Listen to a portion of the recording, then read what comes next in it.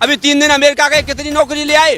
पहले 250 देश घूमे, कितनी नौकरी ले आए? हम लोगों ने भी मोदी जी को ही वोट दिया था। मैंने 108 नंबर पे कॉल किया और गाड़ी आई, पीछे पुलिस की गाड़ी है, आगे पुलिस की गाड़ी, जैसे कोई प्रधानमंत्री जा रहा हो। और हॉस्पिटल में गए, इन्होंने कहा था कि 50 दिन दे दो मुझे और फांसी पे चढ़वा देना मुझे चौराहे पे, अगर 50 दिन बाद ये सोने का भारत न बना तो। यूपी के ठाकुर साहब है और ये जेवर से है, जेवर विधानसभा से। फूल खिल गया और कमल आ गया और बीजेपी सरकार बन गई। में ठाट बाट के साथ में ले गए, पीछे पुलिस की गाड़ी है, आगे पुलिस की। योगी मोदी जी कहते हैं कि मेड इन इंडिया।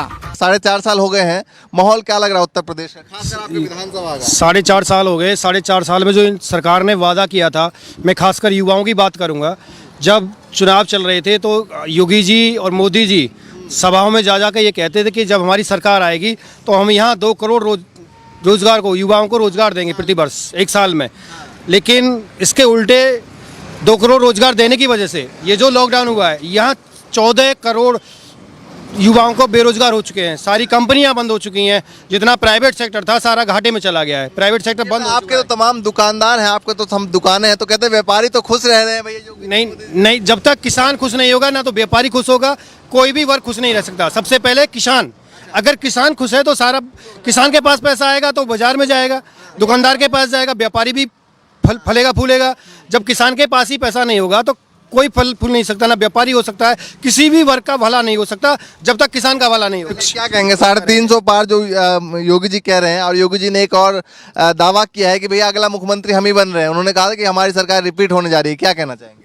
नहीं, योगी जी की बात और सरकार की बात तो ये है कि अभी पश्चिम बंगाल में चुनाव हुए, वहाँ भी ये कह रहे हैं कि फूल खिल गया और कमल आ गया और बीजेपी सरकार बन गई, ममता दीदी गई। मंच पर चढ़ के प्रधानमंत्री जी ने बोला था कि ममता दीदी गई, क्या हुआ वहाँ ममता दीदी का?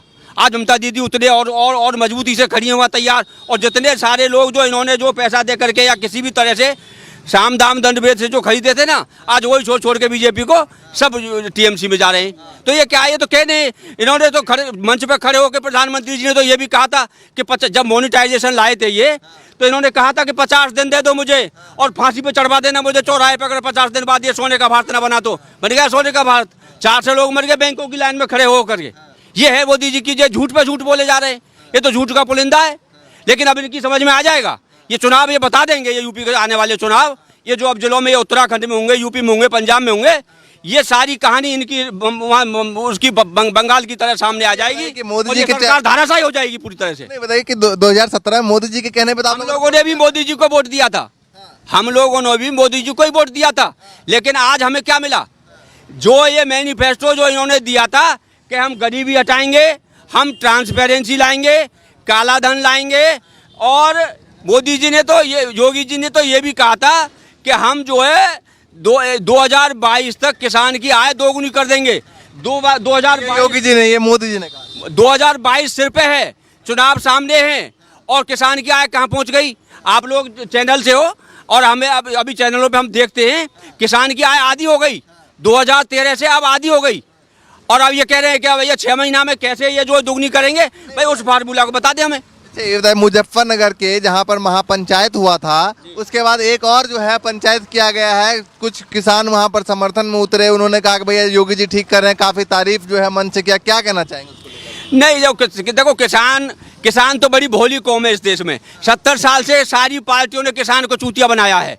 किसान अगर ये कह रहा है कि योगी जी के हम साथ हैं या वो विपक्ष में हैं, तो ये है कि पूरे आपके 2-3 चैनलों को छोड़ करके बाकी सारे गोदी मीडिया चैनल सुबह से शाम तक 24 घंटा मोदी जी और योगी जी बोलते हैं। अब वो कोई तो सुनता है उन्हें?